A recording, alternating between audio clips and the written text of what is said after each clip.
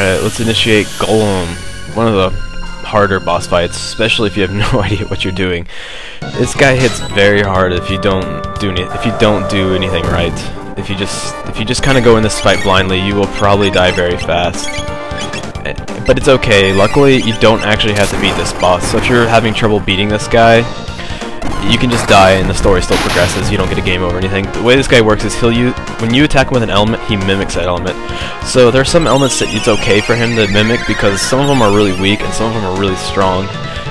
The strongest I've encountered would be physics, which is what we're actually going to use a lot of. But we're not going to use. But we're going to do this neat little trick I found. Basically, hit him with a rock throw and then immediately follow up with an ice sword.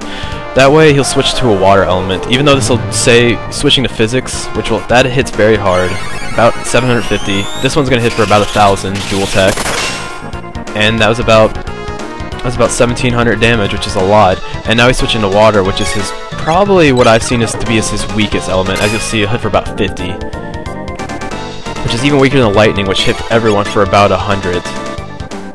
And now and as you see, we're just gonna hit him really hard with a rock throw, and then follow up immediately with a ice sword.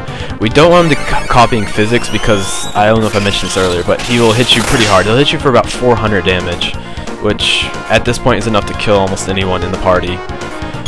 And so for this rinse and repeat, we probably won't even need to heal this whole fight. As you see, he's kind of attacking different targets, and they're only hitting for about, I don't know, that one hit for 70. That was a little more than I thought it would. But yeah, I mean, each round of characters attacking is hitting for about 1,700, and he only has 6,000 health. It's just he's very difficult because he does hit pretty hard if you don't do this fight right. And that should about do it.